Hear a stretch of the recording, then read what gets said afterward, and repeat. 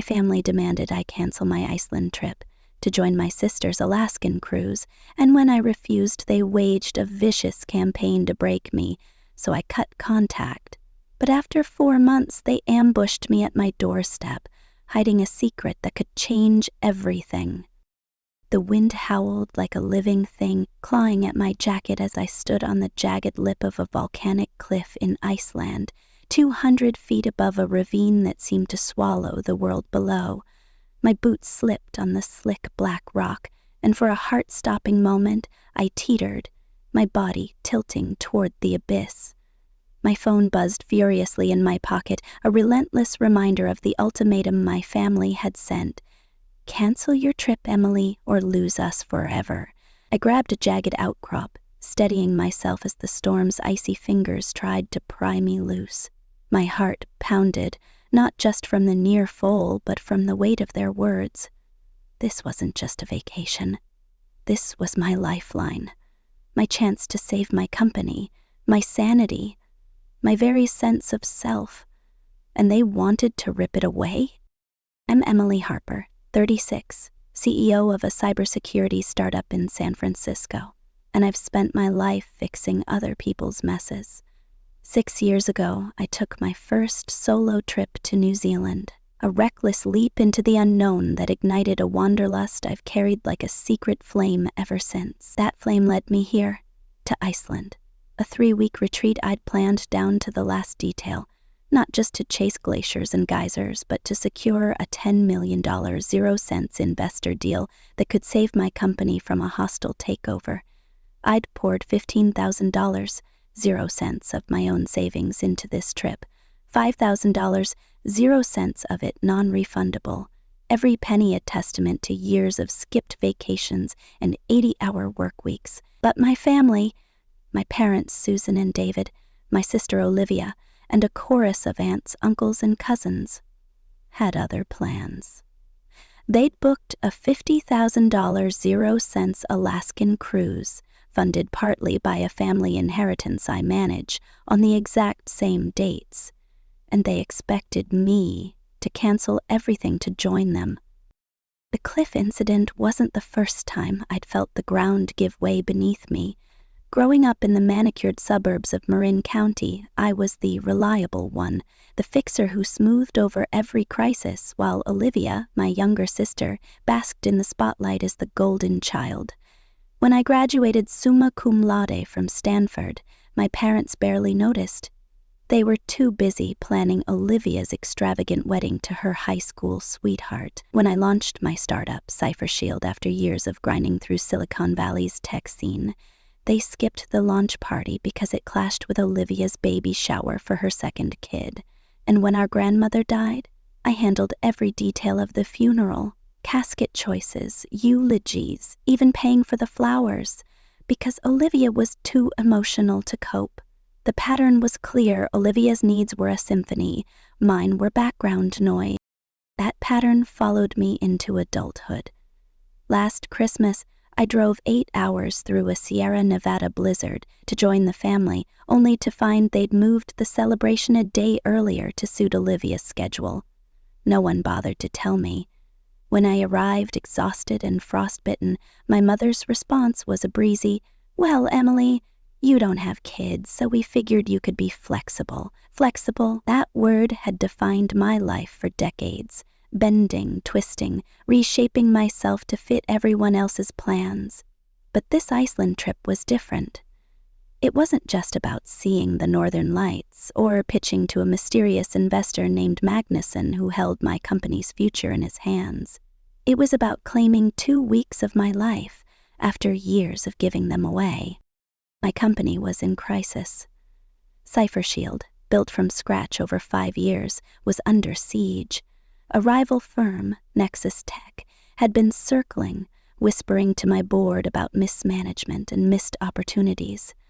I was working 80-hour weeks fueled by coffee and cortisol, my health crumbling under the strain.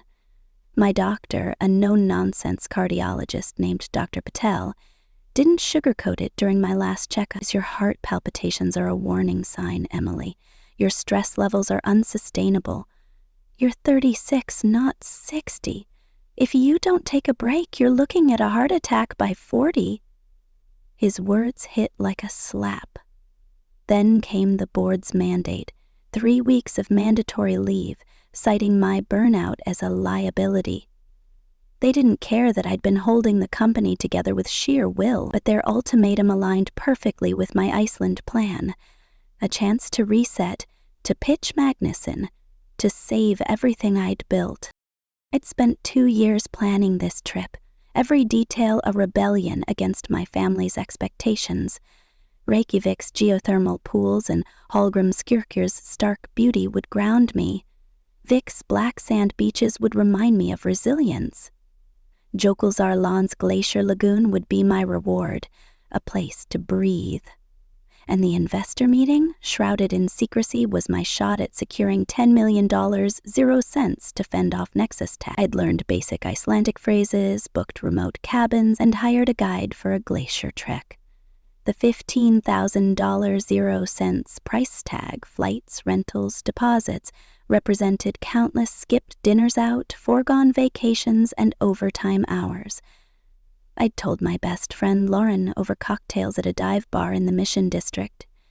"You're a badass," she said, clinking her glass against mine. "You've earned this, Am. Screw anyone who says otherwise." Lauren knew the stakes. She'd cut ties with her own toxic family years ago, a decision that left her lighter but scarred. "They'll guilt you," she warned. "They always do. But you're not their doormat." Her words stuck with me as I prepared to tell my family at our weekly Sunday dinner in Marin. I arrived with a bottle of Icelandic vodka and a printed itinerary, my heart pounding with a mix of excitement and dread. "I'm going to Iceland," I announced, passing around photos of glaciers and waterfalls. My mother, Susan, gave a tight smile, murmuring, "That sounds nice, dear." My father, David, barely looked up from his steak, muttering about solo travel risks for women. Olivia's reaction was the warning shot. Her smile froze, and she busied herself cutting her youngest's chicken, avoiding my eyes. When I mentioned the dates, May 10 to May 31, she exchanged a glance with Susan that sent a chill down my spine. "Good for you," Olivia said, her voice clipped. "Must be nice to just go." I should have seen the storm coming. A week later, Susan called, insisting on an urgent family dinner. "Olivia has big news," she said, her voice practically vibrating with excitement. I arrived at their sprawling ranch house, expecting a promotion or pregnancy announcement. Instead, Olivia stood at the head of the dining table, holding up a glossy brochure for a luxury Alaskan cruise. "We're all going," she declared, her 3 kids, Ella, Liam, and Sophie, waving tiny cruise ship flags. May 10 to May 31, the ultimate family adventure. The dates hit me like a punch. My parents beamed, toasting family memories. No one mentioned my Iceland trip. No one asked if the overlap was a problem. The expectation was clear. I was supposed to cancel. Olivia's kids were the priority, 3 against 1. Family math. I sat through dinner, my salmon untouched as the room buzzed with cruise plans, glacier tours, whale watching, a family talent show. My silence went unnoticed, but the pressure was suffocating. That night, Susan called at 11:45 p.m., her voice low and urgent. "Emily, this cruise is for the kids. Ella's struggling with her parents' divorce, and Liam's been bullied at school. They need this. You understand, don't you?" Before I could respond, she added, "Olivia's already put down $50,000 0 cents, partly from the family trust you manage. It's non-refundable. You wouldn't want to break their hearts." The next morning, David piled on. "Family traditions matter, Emily. You're the one who's always held us together. Are you really going to let us down now?" By noon, my phone was flooded with voicemails from Ella, Liam, and Sophie, their voices trembling. "And Emily, please come with us. It won't be fun without you." The words sounded rehearsed, Olivia's script behind them. Then came the group chat. My cousin Noah, always the odd one out like me, forwarded screenshots. The family, minus me, was strategizing. Emily's being selfish, Susan wrote. We need to make her see reason. Aunt Linda chimed in. She's always been jealous of Olivia's kids. Maybe she needs therapy. I felt like I'd been stabbed. This wasn't a misunderstanding. It was a calculated move to force my hand. Olivia had timed the cruise to collide with my trip, banking on my history of compliance. I tried to compromise. I called Olivia, offering to throw a pre-cruise party for the kids at a Santa Cruz boardwalk, or to FaceTime them from Iceland with virtual tours of volcanoes. That's not the point, she snapped. The point is family. You're choosing yourself over us. I explained the $5,000 0 cents in deposits I'd lose, the investor deal, my company's survival. That's the price of family, she said coldly. Sometimes we sacrifice for the people we love. The pressure escalated at a casual family dinner 2 weeks later. I walked into my parents' house to find not just them and Olivia, but 20 relatives, grandparents, aunts, uncles, cousins, arrayed like a tribunal. Susan stood, her voice quivering with rehearsed concern. We're worried about you, Emily. Your choice to abandon us for this trip suggests you're not yourself. Family comes first. One by one, they took turns. My grandmother, clutching her rosary, called my trip a betrayal of blood. Aunt Linda hinted at a family scandal, her eyes darting to David. You know why we've always leaned on Olivia. My uncle suggested I was having a midlife crisis. Olivia, tears streaming, delivered the final blow. My kids will never forgive you, Emily. You're breaking their hearts. The room felt like it was closing in, every face a mirror of judgment. I realized this wasn't about a cruise. It was about control, keeping me in my role as the family's fixer, the one who always said yes. I left that night, my hands shaking as I gripped the steering wheel. At a 24-hour diner in Sausalito, I met Lauren, pouring out the story over greasy fries. This is textbook manipulation, she said, her voice fierce. They ambushed you to break you. Olivia planned this to sabotage you. Lauren's own family had disowned her for refusing to fund her brother's gambling debts. They'll escalate, she warned. Hold your ground. The next day, I confided in Mia, my COO at Cypher Shield, over lunch. She nodded grimly. My sister pulled the same crap, scheduled her vow renewal on my PhD defense day, then played victim when I didn't cancel. They count on your guilt. That evening, I booked an emergency session with my therapist, Dr. Claire, who'd been helping me manage anxiety for years. This is a narcissistic family system, she said. You're disrupting their script, and they're fighting to keep you in line. She taught me phrases to stay calm. I hear you, but my decision is final. I love you, but I need respect for my choices. I journaled that night, filling pages with every time I'd sacrificed for them, missed opportunities, ignored dreams, buried resentments. The list stretched back to childhood, when my parents canceled a Yosemite trip because Olivia made the cheer squad. The emotional toll was staggering, heart palpitations, sleepless nights, a creeping dread that I'd never be enough. The next morning, on my apartment's tiny balcony overlooking the bay, I made a decision. I texted my parents and Olivia. I need to speak with you tonight at 7 p.m. When I arrived, the air was thick with tension. Olivia sat primly beside Susan, David looming by the fireplace. I took a deep breath, channeling Dr. Claire's advice.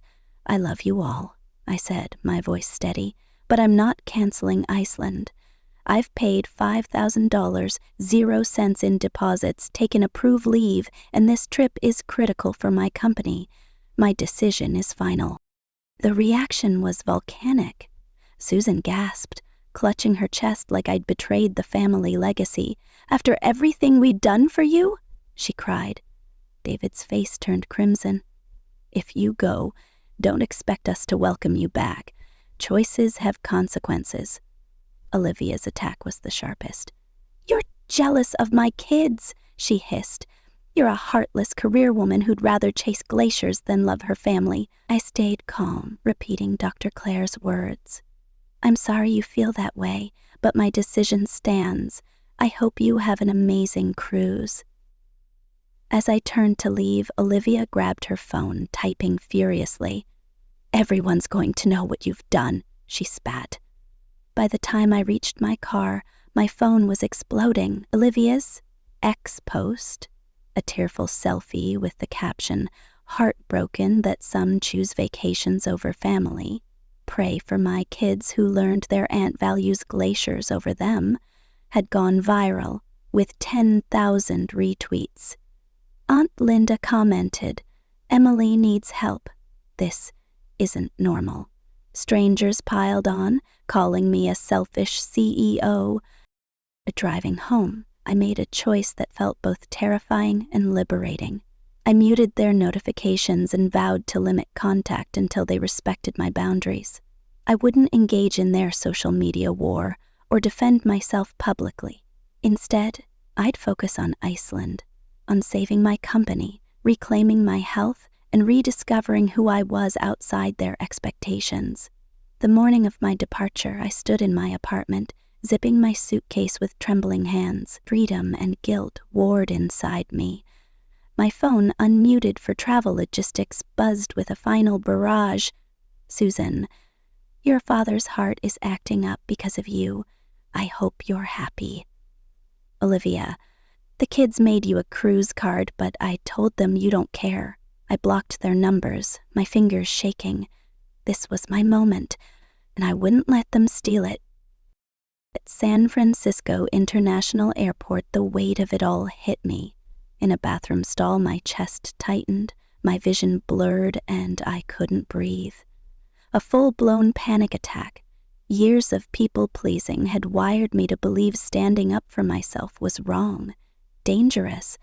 A soft voice came from the next stall. "You okay, honey?"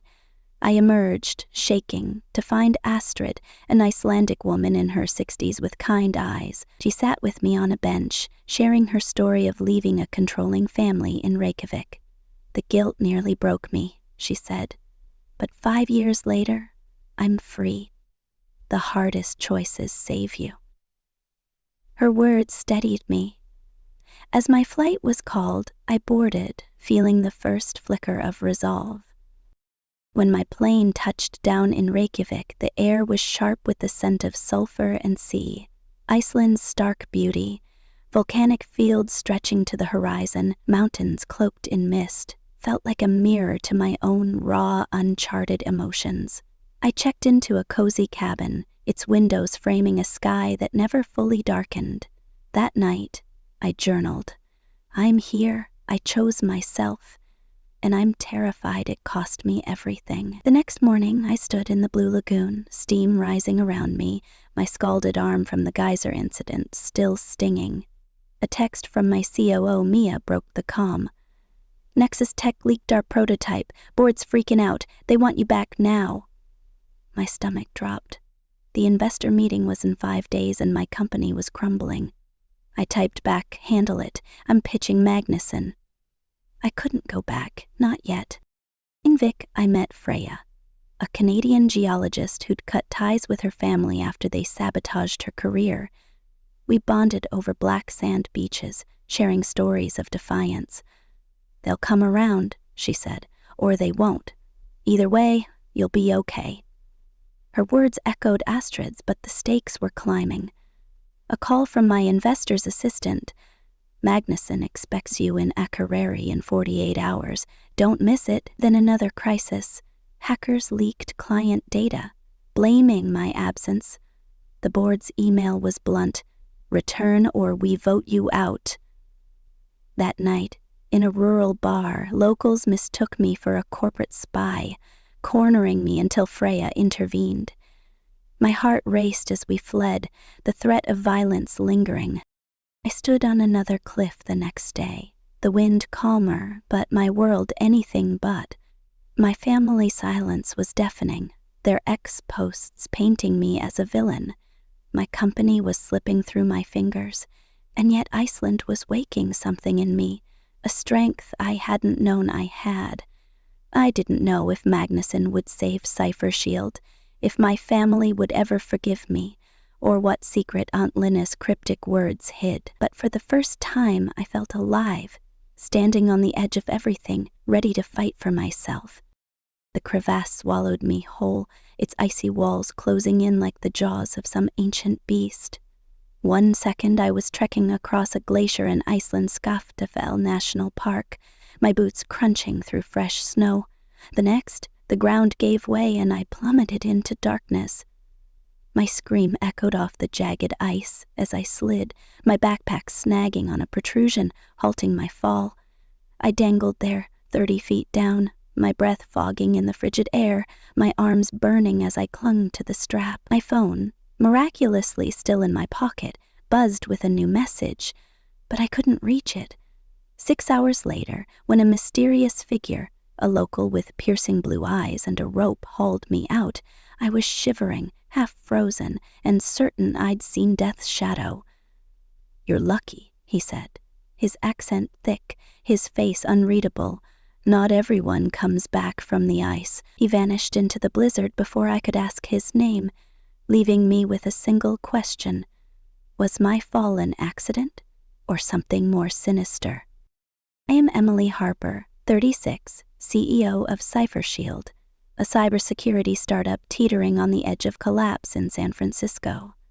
I'd come to Iceland not just to chase the northern lights or soak in the blue lagoon, but to pitch a $10 million 0-cents investor deal to a shadowy figure named Magnuson, the only hope of saving my company from a hostile takeover by Nexus Tech. This 3-week trip, costing me $15,000, 0 cents, $5,000, 0 cents of it non-refundable, was my rebellion against a lifetime of bending to my family's demands.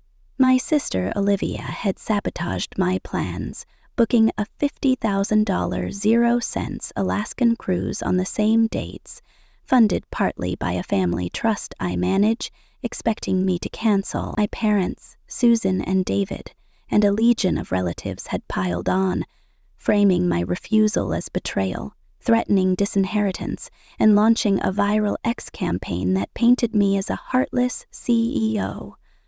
But I'd stood my ground, and now, halfway through my trip, I was fighting for my life. Literally and figuratively.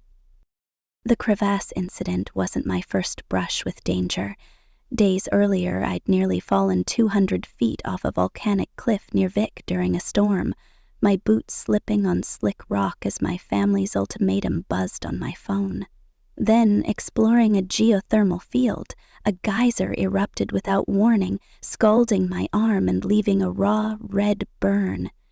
Last night, driving a remote icy road to my cabin, my rental car skidded toward a frozen lake, stopping inches from disaster. I'd laughed it off as Iceland's wild nature, but now, shivering in the snow, the stranger's words echoed.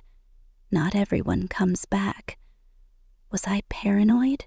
Or was someone, or something, trying to stop me? Back at my cabin, a squat wooden structure nestled against a lava field, I peeled off my soaked gear, my hands trembling. The burn on my arm throbbed, and my ribs ached from the crevasse fall. I checked my phone, expecting another guild trip from Olivia or Susan.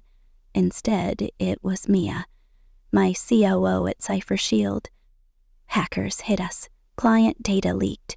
Boards blaming you. Nexus Tech's pushing for a vote to oust you. Call ASAP. My stomach dropped. I'd been managing remotely, juggling spotty Wi-Fi and time zones, but this was catastrophic. Then another message from an unknown number. Magnuson moved the meeting. Akureyri, tomorrow, 8 p.m. Don't be late. No explanation, no signature. I sank onto the bed, the weight of it all crushing me. My company was imploding, my family was waging war, and Iceland was trying to kill me. Or was it Iceland? I called Lauren, my best friend back in San Francisco, her voice a lifeline across the Atlantic. "This is insane, Em," she said, her tone sharp with worry. That intervention was emotional blackmail, and now this? Hackers? Accidents? It's too much. You sure you're safe? Lauren had called my family's ambush, a 20-person dinner where they accused me of mental instability, textbook manipulation. She'd cut ties with her own toxic relatives years ago, and her warning stuck with me. They'll escalate when you don't break. I told her about the crevasse, the geyser, the skid. That's not bad luck, she said. Check your gear, your car, and watch your back. Her words planted a seed of doubt. I hung up, my eyes darting to my backpack, the rope frayed where it had caught me. Had it been tampered with? I met with my therapist, Dr. Claire, via Zoom the next morning, her calm voice cutting through my panic. Your family's using narcissistic tactics, she said, echoing our last session, guilt, shaming, exclusion. They're desperate to keep you in your role as the fixer. But these accidents? You need to prioritize your safety. She'd taught me to detach from their guilt, phrases like, I hear you, but my decision is final, becoming my armor. We role-played responses to Olivia's ex post, which had exploded to 10,000 retweets, strangers calling me a selfish CEO and tanking Cypher Shield's stock. Their reactions aren't your responsibility, Dr. Claire said. Focus on what you can control. I journaled afterward, listing 50 sacrifices I'd made for my family. Missed promotions, canceled trips, buried dreams. The realization hit hard. My health, my company, my life were at stake. I couldn't go back to being their doormat. But the world wasn't making it easy. That afternoon in Reykjavik's Blue Lagoon, I soaked in the milky, mineral-rich water, trying to find serenity. The steam curled around me, the pain in my arm fading, but my resolve hardened. I journaled. I'm here because I chose myself. Whatever comes next, I'm ready. Then my phone pinged, a forwarded ex-post from my cousin Noah, who'd been leaking family gossip. Olivia's latest, a photo of her kids in cruise gear, captioned, Family fun without the runaway aunt. Some choose glaciers over love. Susan's comment, We're praying for Emily's heart. The post had 5,000 likes, each one a knife. Noah's message, They're telling everyone you're having a breakdown. Be careful. I muted their notifications again, my defiance flaring. I'd told them in Marin, my voice steady despite their fury, I'm not canceling Iceland. It's non-negotiable. Their threats of legal action claiming I'd mismanaged the family trust still rang in my ears. I drove to Akureyri that evening, the northern lights flickering above like a cosmic warning. The investor meeting with Magnuson was my last hope to save Cypher Shield, but trouble followed me. At a rural bar en route, locals cornered me, their faces hard, mistaking me for a corporate spy. You're with that tech firm, aren't you? One growled, his hand on a knife. I froze, my heart pounding, until Freya, the Canadian geologist I'd met in Vik, intervened, pulling me out. You're making enemies, she said as we fled. Freya, estranged from her own family for choosing her career, understood my fight. They'll keep pushing, she warned over coffee later, but you're stronger than they think. Her words echoed Astrid, the Icelandic woman who'd calmed my panic attack at SFO, sharing her escape from a controlling clan. The hardest choices save you, Astrid had said.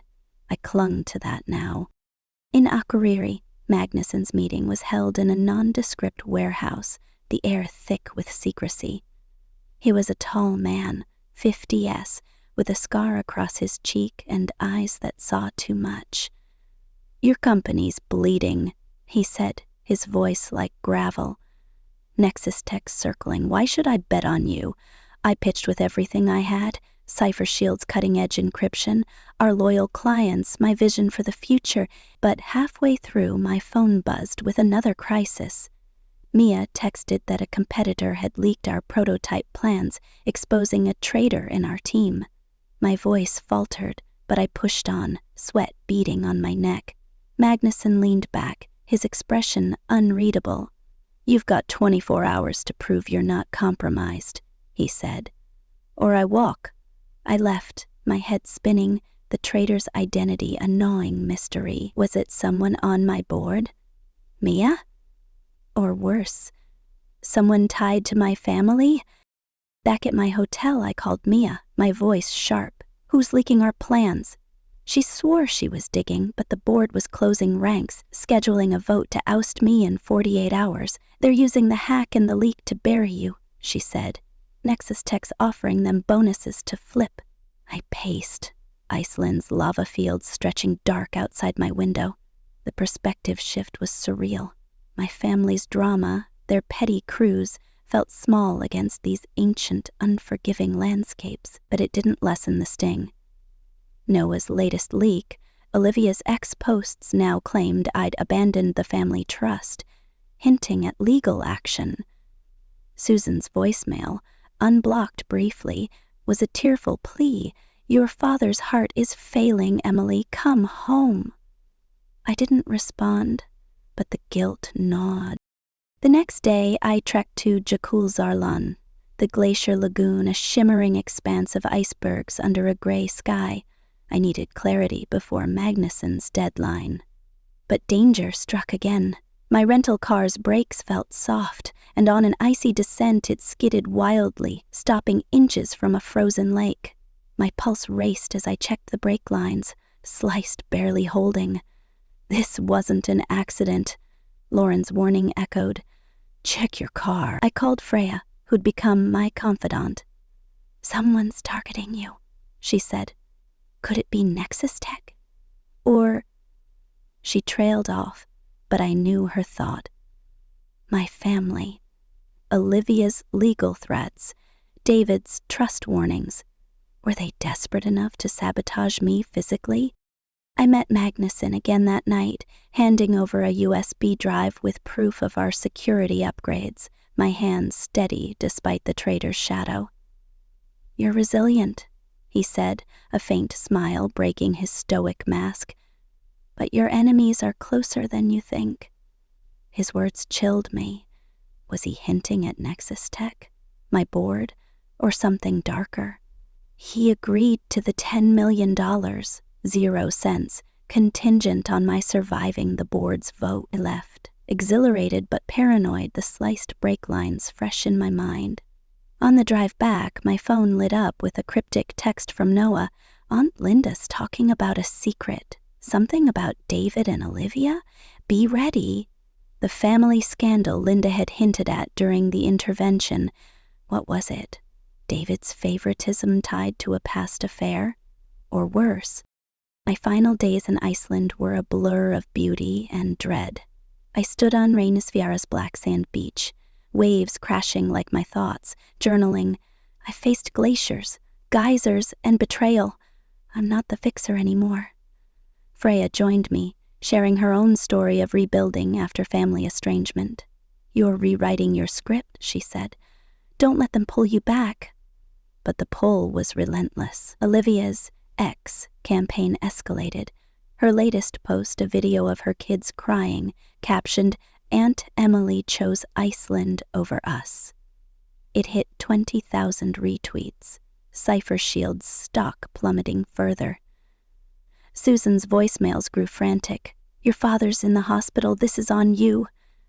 I didn't reply, but the guilt was a weight I couldn't shake. I boarded my flight home, my journal filled with reflections, my resolve hardened, but my heart heavy. San Francisco greeted me with fog and silence, no welcome from my family, only a boardroom coup looming. Mia met me at the office, her face grim. The board's vote is tomorrow. Nexus Tech's got half of them in their pocket. I nodded, my Iceland scars, burned arm, bruised ribs, reminders of what I'd survived. Then came Susan's invitation to their 40th anniversary party. A handwritten note tucked inside. Your last chance to return, Emily.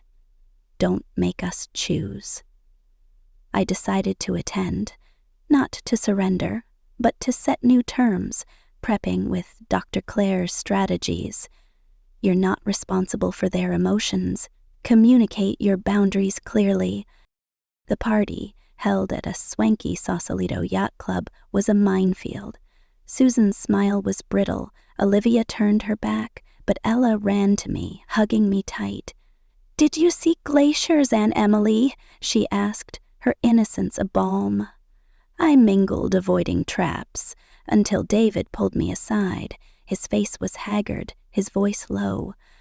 "I've been unfair," he said. "Olivia, she's my daughter from an affair.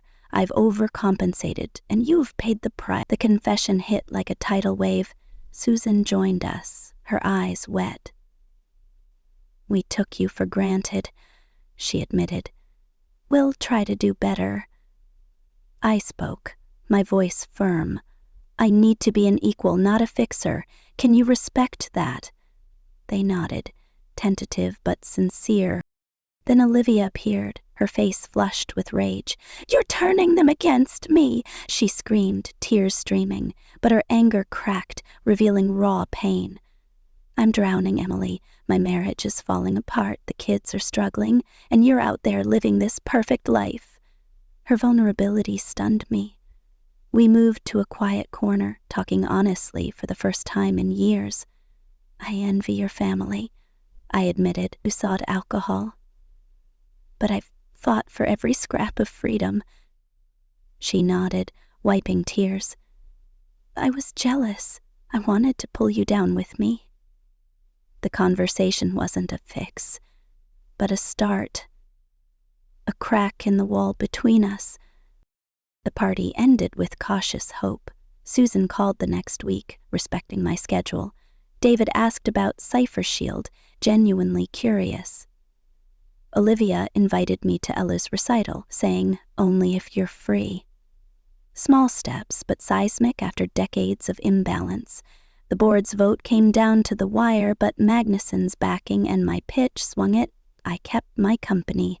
I planned a family retreat on my terms, a weekend in Big Sur, no pressure, no guilt. Iceland had taught me to say yes to myself, and that wasn't selfish. It was the foundation for authentic connections. As I stood in my office, San Francisco's skyline glittering below, I knew the fight wasn't over, but I was no longer the fixer. I was Emily Harper, and I was free.